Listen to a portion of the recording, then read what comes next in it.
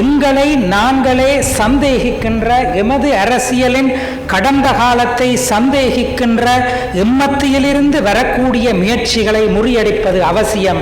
அந்த வகையில் இந்த தமிழ் கனவு என்ற புத்தகம் மிக மிக அவசியமானது. எமது வரலாற்றை நாமே எழுத வேண்டும். ஹிஸ்டோரியோகிராஃபி, வரலாற்று எழுதியல். மற்றவர்கள் எங்களுக்காக வரலாறு எழுத விடக்கூடாது. இந்த எத்னிக் அவுட்பிடிங் பொலிட்டிக்ஸ் என்று இதை வெறுமன கட்சி அரசியல் நீங்கள் சுருக்க இயலாது. இது சிங்கள பௌத்த பேரினவாதத்தினுடைய ஆழமான அதிகார மனநிலை காரணமாகத்தான் இந்த தீர்வு வரவில்லை என்று சொல்கின்றார். டீப் ஹெகமனி என்றவர் ஆங்கிலத்திலே சொல்லுவார். ஆகவே தீர்வு வராததற்கான காரணம் தமிழர்களின் விட்டுக்கூடாத்தன்மை என்பது பொய்.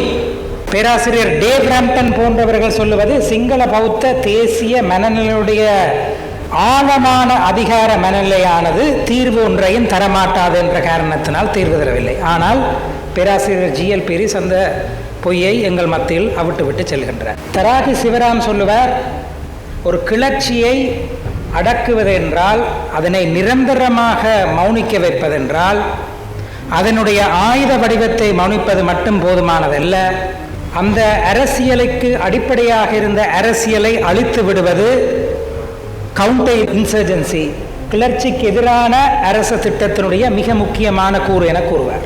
அப்ப எந்த அரசியல் கிளர்ச்சியை கொண்டு சென்றதோ, எந்த அரசியல் ஆயுத போராட்டத்துக்கான அடிப்படைகளை வழங்கியதோ, அதை இல்லாமல் செய்கின்ற நிகழ்ச்சி நிரல் இன்றும் நடைபெற்று வருகிறது. அந்த நிகழ்ச்சி நிரலை நாங்கள் தோற்கடிக்க வேண்டும் என்றால், தமிழ் தேசிய அரசியலுடைய நீட்சி, தமிழ் தேசிய அரசியலில் நாங்கள் கடந்து வந்த பாதை, அதன் மீதான பற்றுறுதியை மீள மீள ஞாபகப்படுத்துவது மிக மிக முக்கியமானதாகும். ஆகவே தமிழர் கனவு பலிக்க வேண்டும் என்றால், எமது வரலாற்றை எதிர்கால சந்ததியினருக்கு மீள ஞாபகப்படுத்த வேண்டும் என்ற பணியை நண்பர் சுஹாஷ் இந்த நூலூடாக செய்கின்றார் என்றுதான் நான் கருதுகின்றேன்.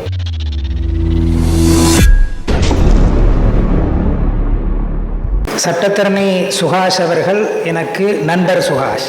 2004ஆம் ஆண்டு காப்போத்த உயர்தரத்தை சேர்ந்தவர்கள் நாங்கள்.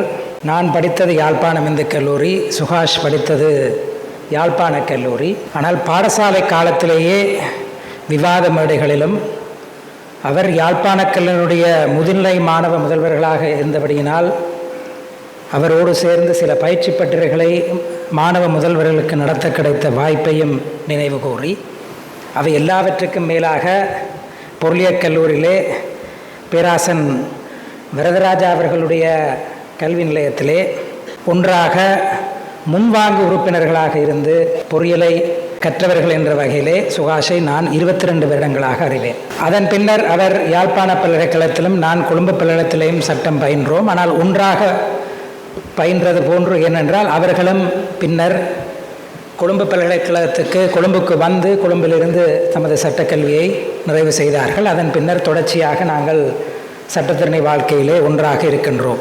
சட்டத்தரணி சுஹாஷ் அவர்கள் இந்த புத்தகத்தை வெளியிடும்போது வெளியூற்றையாற்றுவதற்கு என்னை ஏன் அழைத்தார் என எண்ணுகின்றேன். அவரது கட்சித் தோழர்கள் பலர் சட்டத்தரணிகளாக இருக்கிறார்கள். ஆனால் அதற்கு வெளியிலிருந்து என்னை அழைத்தமைக்கான காரணம் என்று நாங்கள் பார்க்கின்ற பொழுது, சற்று வெளியிலிருந்து கருத்தியல் ரீதியாக ஒன்றாக இருக்கின்ற போதும் சற்று அமைப்பு சார்ந்து வெளியிலிருந்து ஒரு பார்வையை முன்வைப்பான் என்ற எதிர்பார்ப்பு இருந்திருக்கலாம். சட்டத்தரணி சுஹாஷினுடைய அரசியல் வாழ்க்கையை உன்னிப்பாக அருகிருந்து பார்த்தவன் என்ற வகையிலே 2 விடயங்கள் முக்கியமானது என்று நினைக்கின்றேன். 2010ஆம் ஆண்டுக்கு பின்னர் தமிழர் தரப்பினுடைய நியாயம், தமிழர் தரப்பினுடைய அரசியல், தமிழ் தேசியத்தை உயிர்ப்பாக வைத்திருத்தல் என்பது போராட்டத்தின் ஊடாகத்தான் சாத்தியம் என்ற நிலையை உறுதிப்படுத்த, அதனை கட்டமைப்பு சார்ந்து அதற்கு வழிகோலியது எனது அபிப்பிராயத்தில் தமிழ் தேசிய மக்கள் முன்னணியினர். அதை சொல்லுவதற்கான காரணம் ஒன்று இருக்கின்றது. 2011ஆம் ஆண்டு மிகவும் நெருக்கடியான ஒரு காலகட்டத்திலே நில ஆக்கிரமிப்புக்கு எதிராக யாழ்ப்பாணம் பேருந்து நிலையத்துக்கு முன்பாக அனைத்து கட்சியினரையும் ஒன்றிணைத்து ஒரு போராட்டம் ஒன்று நடத்தப்பட்டது. அந்த போராட்டத்துக்கு ஒரு தடை வந்தது. அந்த தடைக்கு எதிராக ஒரு சட்ட போராட்டம் நடத்தி தமிழ் தேசிய மக்கள் முன்னணி அந்த நேரத்தில் அந்த போராட்ட வழியை திறந்துவிட்டது. அன்றிலிருந்து அனைத்து போராட்டங்களிலும் ஒரு நித்திய பிரசன்னமாக நண்பர் சுஹாஷ் இருக்கின்றார் என்றால் அதனை ஒருதரும் மறுதலிக்க முடியாது. ஒரு போராட்டத்தில் பங்கு பெற்றுவது என்பது அதன் அளவில் முக்கியத்துவம் உள்ளதாயினும் அதை தாண்டி நண்பர் சுஹாஷ் அவர்கள் ஒரு சட்டத்தரணியாக பங்கு பெற்றுவதில் ஒரு கூடுதல் முக்கியத்துவம் இருக்கின்றது. ஏனைய போராட்டக்காரர் மத்தியில் ஒரு சட்டத்தரணி தன்னை முன்னிலைப்படுத்தி தான் முன்னரங்க போராளியாக நின்று கொண்டு அனைவருக்கும் அரணாக நின்று போராடுகின்ற போது அதன் மூலமாக கிடைக்கின்ற வலிமை என்பது நண்பர் சுஹாஷ் கடந்த 16-17 வருடங்களாக வழங்கி வருவது. அவ்வளவு தொடர்ந்தேர்ச்சியாக ஒரு நபர் தமிழ் தேசிய பரப்பில் வழங்கி இருக்கின்றார் என்றால் எனக்கு நண்பர் சுஹாஷை தவிர வேறு எவரையுமே தெரியாது. இது மிகைப்படுத்தி இன்று அவருடைய மேடை என்பதனால் சொல்லுகின்ற வார்த்தை அல்ல, இது உண்மை. எந்த கடமையாக இருந்தாலும் தனது சட்டத்தரணி கடமைக்கே ஊறு என்றாலும் போராட்ட களங்களில் முன்னிலை வகிக்கக்கூடிய தனது நெஞ்சை நிமிர்த்தி கொண்டு முதல் அரணாக போராட்டக்காரருக்கு திகழக்கூடிய அந்த வல்லமை சுஹாஷுக்கு முக்கியமானது. இரண்டாவது முக்கியத்துவம் நண்பர் சுஹாஷினுடையது. தேர்தல் அரசியலில் தமிழ் தேசிய மக்கள் முன்னணி பல வருடங்களாக பங்கு பெற்றி வந்திருந்த போதிலும் நண்பர் சுஹாஷ் அவர்களும் பல தேர்தல்களை கண்டிருந்த போதும் தேர்தலில் ஏற்படுகின்ற பின்னடைவுகள் ஒருபோதும் அவரது கொள்கையிலே சமரசத்துக்கு இட்டு செல்லவில்லை. இதை நாங்கள் எல்லோருக்கும் சொல்லிவிட முடியாது. நண்பர் சுஹாஷ் தான் கொண்ட கொள்கையில், தான் வரித்து கொண்ட கொள்கையில், தான் வரித்து கொண்ட அமைப்பில், தான் வரித்து கொண்ட தலைமை மீது தனக்கு இருக்கக்கூடிய நம்பிக்கையிலிருந்து சற்றும் சோர்வில்லாமல் தனக்கு தான் போட்டியிடுகின்ற தேர்தல் அரசியலிலே அதிலே வெற்றி வருகிறதோ இல்லையோ அதிலே தொடர்ந்தேர்ச்சியாக உயிர்ப்போடு சோர்வில்லாமல் நிற்கின்றார் என்றால் அது அவர் கொள்கைக்காகத்தான் அரசியலுக்கு வந்தார் என்பதனை மீள மீள ஞாபகப்படுத்துவது. இது தமிழ் தேசியத்திலே அரசியலிலே ஈடுபட விரும்புகின்ற இளைஞர்களுக்கு சுஹாஷ் ஒரு முன்மாதிரி என்பதற்கான ஒரு முக்கியமான செய்தி, ஒரு பின்பற்ற வேண்டிய செய்தி நண்பர் சுஹாஷ் என்பதை சொல்லிக் கொள்வதிலே எனக்கு மிகுந்த பெருமை உண்டு. அதிலிருந்து தான் இந்த நூலுக்கு வருகிறேன். ஏன் சுஹாஷினுடைய நூலை 3 நாட்களுக்கு முதல் தந்தார். அந்த நூலை ஓரளவு வாசித்து விட்டேன். வரலாற்று ரீதியாக ஒரு பெட்டகமாக வரலாற்றை தனது கண்கூடாக தமிழ் தேசிய பார்வையூடாக பதிவு செய்கின்றார். தமிழ் தேசிய பார்வையூடாக வரலாற்று செய்திகளை சொல்லுகின்ற நூலுக்கு ஏன் தமிழ் கனவு என்று பெயர் கூட வேண்டும்? பெயரை கண்டவுடன் நான் நினைத்தேன் சுஹாஷ் தமிழ் தேசியத்தினுடைய பாதை இனி எவ்வாறாக இருக்க வேண்டும் என்பதனை சொல்லுவார் என்று நான் நினைத்திருந்தேன். ஆனால் வரலாற்றை மீளச் சொல்லுகின்ற ஒரு நூலாக அது இருக்கின்றது. தம்பி அருள்நிரோ சொன்னார், அதற்கான காரணத்தை புத்தகத்தை வாங்குகின்ற போது தெரியும். அதனை முன்னுரையிலே சுஹாஷ் சொல்லியிருக்கின்றார். எங்கள் மத்தியிலே வாழ்ந்து மறைந்த மிக முக்கியமான தத்துவியலாளராக ஒரு ஊடகவியலாளரைத்தான் நான் அடிக்கடி எனது மேடைகளிலே சொல்லுவதுண்டு. அவர் தராகி சிவராம். தராகி சிவராம் சொல்லுவார், ஒரு கிளர்ச்சியை அடக்குவது என்றால், அதனை நிரந்தரமாக மௌனிக்க வைப்பதென்றால் அதனுடைய ஆயுத வடிவத்தை மௌனிப்பது மட்டும் போதுமானதல்ல, அந்த அரசியலுக்கு அடிப்படையாக இருந்த அரசியலை அழித்து விடுவது கவுண்டர் இன்சர்ஜென்சி, கிளர்ச்சிக்கு எதிரான அரச திட்டத்தினுடைய மிக முக்கியமான கூறு என கூறுவார். அப்போ எந்த அரசியல் கிளர்ச்சியை கொண்டு சென்றதோ, எந்த அரசியல் ஆயுத போராட்டத்துக்கான அடிப்படைகளை வழங்கியதோ அதை இல்லாமல் செய்கின்ற நிகழ்ச்சி நிரல் இன்றும் நடைபெற்று வருகிறது. அந்த நிகழ்ச்சி நிரலை நாங்கள் தோற்கடிக்க வேண்டும் என்றால் தமிழ் தேசிய அரசியலுடைய நீட்சி, தமிழ் தேசிய அரசியலில் நாங்கள் கடந்து வந்த பாதை, அதன் மீதான பற்றுறுதியை மீள மீள ஞாபகப்படுத்துவது மிக மிக முக்கியமானதாகும். ஆகவே தமிழர் கனவு பலிக்க வேண்டும் என்றால் எமது வரலாற்றை எதிர்கால சந்ததியினருக்கு மீள ஞாபகப்படுத்த வேண்டும் என்ற பணியை நண்பர் சுஹாஷ் இந்த நூலூடாக செய்கின்றார் என்றுதான் நான் கருதுகின்றேன். ஏனென்றால் நாங்கள் வாழுகின்ற காலகட்டம் அப்படியானது. எம்மக்கள் மத்தியில் எமது பிரதிநிதிகளாக இருப்பவரே வரலாற்று திரிவுவாதத்துக்கு தற்போது துணை போகின்றார். அண்மையில் யாழ்ப்பாணத்துக்கு பேராசிரியர் GL பீரிஸ் அவர்கள் ஒரு நினைவு பேருரை ஆற்ற வந்திருந்தார். நினைவுப்புரை ஆற்ற வந்தது தமிழ் தேசியத்தினுடைய முன்னோடியாக இருந்த சாஜேவே செல்வநாயகம் தந்தை செல்வா அவர்களுடைய நினைவு பேருரை ஆற்ற வந்திருந்தார்.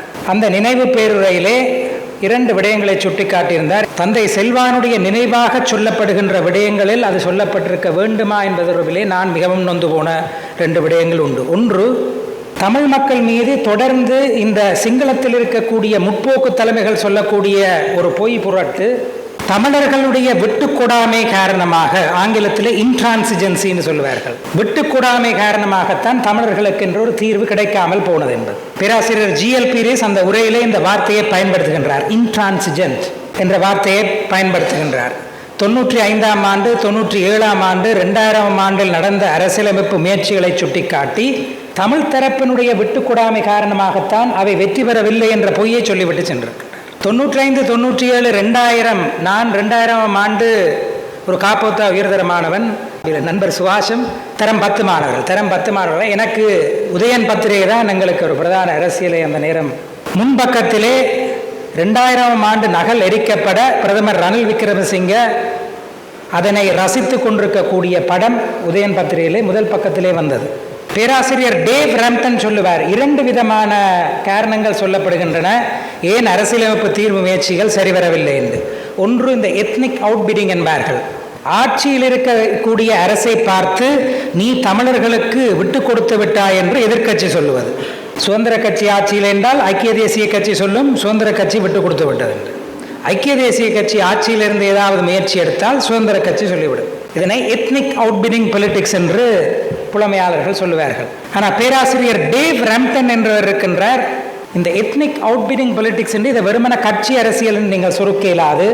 இது சிங்கள பௌத்த பேரினவாதத்தினுடைய ஆழமான அதிகார மனநிலை காரணமாகத்தான் இந்த தீர்வு வரவில்லை என்று சொல்கின்றார். டீப் ஹெகமனி என்றவர் ஆங்கிலத்திலே சொல்லுவார். ஆகவே தீர்வு வராததற்கான காரணம் தமிழர்களின் விட்டுக்கூடாத்தன்மை என்பது பொய். பேராசிரியர் டேவ் ரம்டன் போன்றவர்கள் சொல்லுவது சிங்கள பௌத்த தேசிய மனநிலையுடைய ஆழமான அதிகார மனநிலையானது தீர்வு ஒன்றையும் தரமாட்டாது என்ற காரணத்தினால் தீர்வு தரவில்லை. ஆனால் பேராசிரியர் GL பீரிஸ் அந்த பொய்யை எங்கள் மத்தியில் அவிட்டுவிட்டு செல்கின்றார். இன்னொரு பொய் அவர் சொல்கிறார். இந்த இயக்கத்தினுடைய தத்துவாசிரியார் இருந்த தேசத்தின் தந்தை அன்டன் பாலசிங்கத்துக்கும் தேசத்தின் தலைவர் பிரபாகரன் அவர்களுக்கு முரண்பாடு ஏற்பட்டது. அன்டன் பாலசிங்கம் அவர்கள் நிகழ்வு போக்கை கடைபிடிக்க விரும்பினார். தேசிய தலைவர் பிரபாகரன் அதற்கு ஒத்துழைக்கவில்லை என தத்துவாசிரியர் ஆதங்கப்பட்டார் என்ற பொய்யையும் விதைத்துவிட்டு செல்கின்றார். எந்த தேசிய போராட்டம் எம்மை ஒற்றுமைப்படுத்துகிறதோ, திருமதி ஸ்ரீநிதி நந்தசேகரன் அவர்கள் எங்களை ஒற்றுமைப்படுத்தும் காரணிகளை பற்றி குறிப்பிட்டார். என்னை பொறுத்தவரையில் ஒற்றுமைப்படுத்தும் அந்த தேசிய போராட்டத்தில் பிளவுகள் இருப்பதாக காட்டி அதனை கொச்சைப்படுத்துகின்ற நபர்களுக்கு அவ்வாறான மேடை அமைக்கப்பட்டிருக்க கூடாது. இது வரலாற்று திரிவுவாதம். அதை தவிர பேராசிரியர் GL பீரிஸ் சொல்கின்றார், ஒஸ்லோ உடன்படிக்கை அல்லது ஒஸ்லோ கம்யூனிகே என்று சொல்லப்படுகின்ற அந்த ஒஸ்லோ வெளியீடு 2002ஆம் ஆண்டு சமஷ்டி அடிப்படையில் ஒரு தீர்வை காணுவதற்கு தரப்புகள் விருப்பம் தெரிவித்ததாக அந்த விடயத்தில், அதன் பின்னர் அதற்கு வியாக்கியானம் வழங்கிய விடுதலை புலிகள், ஆனால் அந்த உள்ளக சுயநிர்ணய உரிமை கிடைக்கப்படாவிடின் வெளியக சுயநிர்ணயை பிரயோகிக்கின்ற உரித்து தமக்கு உண்டு என சொல்வதன் மூலமாக எல்லாவற்றையும் கெடுத்து விட்டார்கள் என கூறுகின்றார். அதுவும் போய். சுயநிர்ணய உரிமையை பொறுத்தவரையிலே அதற்கு உள்ளகம் வெளியகம் என்று 2 அங்கங்கள் இல்லை.